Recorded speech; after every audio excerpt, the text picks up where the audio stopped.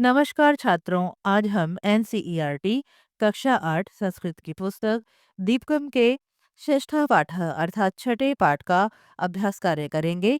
पाठ का नाम है डिजी भारतम युग परिवर्तनम। वीडियो शुरू करने से पहले आप सबसे एक छोटी सी रिक्वेस्ट है।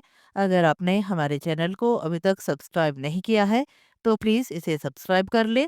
और अगर ये वीडियो आपको अच्छा लगता है तो आप इसे लाइक करें और अपने दोस्तों के साथ शेयर जरूर करें। तो आइए इसका अभ्यास कार्य करते हैं।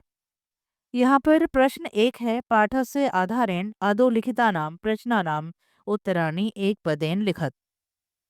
पाठ के आधार पर नीचे लिखे गए प्रश्नों के उत्तर एक पद में लिखें।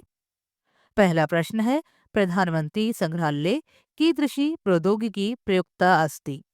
प्रधानमंत्री संग्रहालय में कैसी प्रौद्योगिकी उपयोग की गई है। उत्तर है डिजिटल प्रौद्योगिकी। अगला प्रश्न है, होलोग्राम द्वारा कस्य भाषणम दृश्यते। होलोग्राम के द्वारा किसका भाषण दिखाई देता है। उत्तर है प्रधानमंत्रिणः अर्थात प्रधानमंत्री का। अगला प्रश्न है, कस्याः प्रभावः दैनंदिन जीवने दृश्यते। किसका प्रभाव दैनिक जीवन में दिखाई देता है। इसका उत्तर है डिजिटल योजनायाः अर्थात डिजिटल योजनाओं का। अगला प्रश्न है, भारत सर्वकारस्य महत्वाकांक्षिणी योजना का अस्ति। भारत सरकार की महत्वाकांक्षी योजना क्या है। इसका उत्तर है डिजिटल योजना। अगला प्रश्न है, फास्टैग इत्यस्य उपयोगेन कस्य संग्रहणं भवति। फास्टैग के उपयोग द्वारा किसका संग्रह होता है। इसका उत्तर है मार्ग शुल्क से अर्थात मार्ग शुल्क का। इसके बाद प्रश्न 2 है, पाठस्य आधारेण अधोलिखितानां प्रश्नानां उत्तराणि पूर्ण वाक्येन लिखत। पाठ के आधार पर नीचे लिखे गए प्रश्नों के उत्तर पूरे वाक्य में लिखें। यहाँ पर पहला प्रश्न है, प्रधानमंत्री संग्रहालय कहाँ डिजिटल प्रौद्योगिकी प्रदर्शिताः सन्ति। प्रधानमंत्री संग्रहालय में कौन सी डिजिटल प्रौद्योगिकियां प्रदर्शित की गई हैं। इसका उत्तर है प्रधानमंत्री संग्रहालय होलोग्राम, वर्धिता वास्तविकता, आभासीय वास्तविकता, कृत्रिम बुद्धि, डिजिटल प्रक्षेपणम च इत्यादयः डिजिटल प्रौद्योगिकीयः प्रदर्शिताः सन्ति। प्रधानमंत्री संग्रहालय में होलोग्राम, वर्धित वास्तविकता, आभासीय वास्तविकता, कृत्रिम बुद्धि और डिजिटल प्रक्षेपण इत्यादि डिजिटल प्रौद्योगिकियां प्रदर्शित की गई हैं। इसके बाद अगला प्रश्न है, जनाः किमर्थं सांगणिक अपराधेन पीड़िताः भवन्ति। लोग किस लिए सांगणिक अपराध अर्थात साइबर क्राइम के द्वारा पीड़ित होते हैं। इसका उत्तर है जनाः प्रायशः लोभात् भयात् वा सांगणिक अपराधेन पीड़िताः भवन्ति। लोग अधिकतर लोभ से अथवा भय से सांगणिक अपराध अर्थात साइबर क्राइम के द्वारा पीड़ित होते हैं। अगला प्रश्न है, यशिका डिजी लॉकर इत्यस्य उपयोगम कथम करोति। यशिका डिजी लॉकर का उपयोग कैसे करती है। उत्तर है यशिका स्वस्य आधारपत्रं विद्यालयीयं प्रमाणपत्रं च डिजी लॉकर इत्यस्मिन् सुरक्षितं करोति। यशिका अपने आधार पत्र और विद्यालय के प्रमाण पत्र को डिजी लॉकर में सुरक्षित करती है। इसके बाद अगला प्रश्न है, डिजिटल भारतस्य वित्तीय समावेशने कहा योजनाः सन्ति। डिजिटल भारत की वित्तीय समावेशन में कौन सी योजनाएं हैं। उत्तर है डिजिटल भारतस्य वित्तीय समावेशने यूपीआई, रुपे कार्ड, जनधन योजना इत्यादयः योजनाः सन्ति। डिजिटल भारत की वित्तीय समावेशन में यूपीआई, रुपे कार्ड, जन धन योजना इत्यादि योजनाएं हैं। अगला प्रश्न है, डिजिटल भारते शिक्षायाः क्षेत्रे केषां पठलानाम् उपयोगः करणीयः। डिजिटल भारत में शिक्षा के क्षेत्र में कौन से मंचों का उपयोग करना चाहिए। उत्तर है डिजिटल भारते शिक्षायाः क्षेत्रे दीक्षा, स्वयं स्वयं प्रभा, ई पाठशाला, भारतीय राष्ट्रीय डिजिटल पुस्तकालयः, निष्ठा, पीएम ई विद्या इत्यादीनां पठलानाम् उपयोगः करणीयः। डिजिटल भारत में शिक्षा के क्षेत्र में दीक्षा, स्वयं स्वयं प्रभा, ई पाठशाला, भारतीय राष्ट्रीय डिजिटल पुस्तकालय, निष्ठा, पीएम ई विद्या इत्यादि मंचों का उपयोग करना चाहिए। अगला प्रश्न है, ग्राम्य क्षेत्रेषु डिजिटल सेवानां समस्या कथं निराकर्तुं शक्यते। ग्रामीण क्षेत्रों में डिजिटल सेवाओं की समस्या को कैसे दूर किया जा सकता है? उत्तर है, ग्राम्य क्षेत्रेषु अन्तर्जालस्य उत्तरोत्तरं विस्तारं कृत्वा उच्चगतेः जालस्य उपलब्धिकार्येण च डिजिटल सेवानां समस्या निराकर्तुं शक्यते। ग्रामीण क्षेत्रों में इंटरनेट का लगातार विस्तार करके और उच्च गति के इंटरनेट की उपलब्धि करवाकर डिजिटल सेवाओं की समस्याओं को दूर किया जा सकता है। इसके बाद प्रश्न 3 है, अतः दत्तान शब्दान सम्यक संयोजत। नीचे दिए गए शब्दों को उचित रूप से मिलाइए।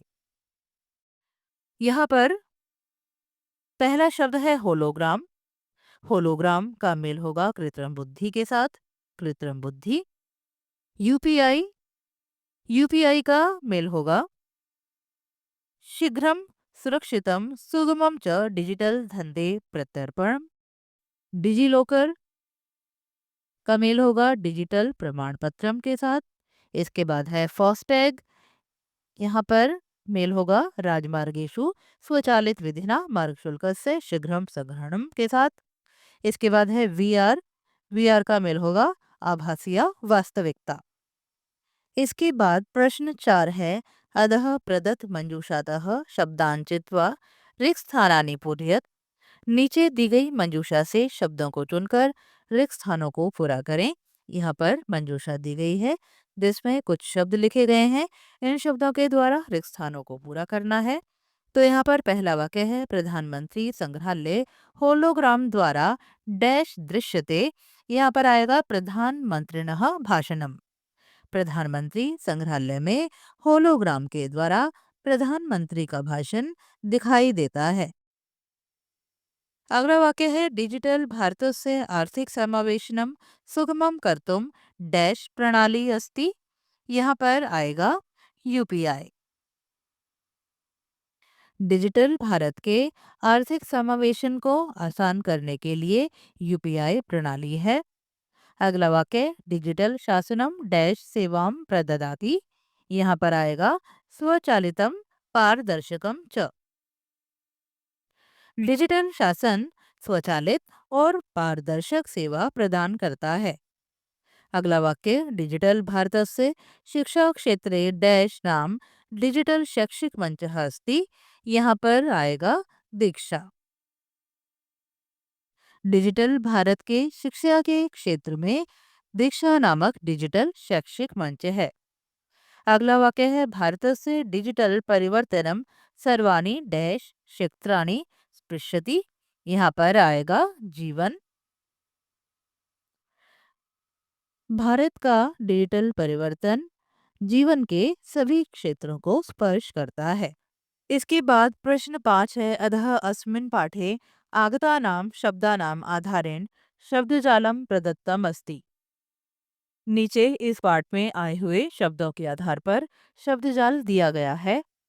अत्र वामतः दक्षिणम उपरितः अधः च आधारं कृत्वा उदाहरणानुसारं शब्दान् रेखांकयत्। यहाँ बाएं दाएं ऊपर और नीचे को आधार बनाकर उदाहरण के अनुसार शब्दों को रेखांकित कीजिए।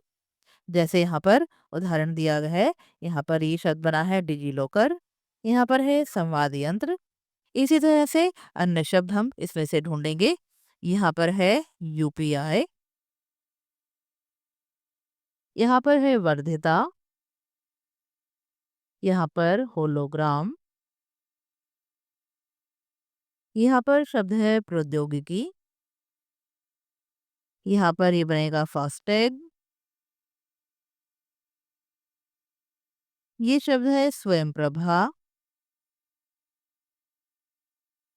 यहाँ पर शब्द है कृत्रिम बुद्धि, यहाँ पर अर्थव्यवस्था,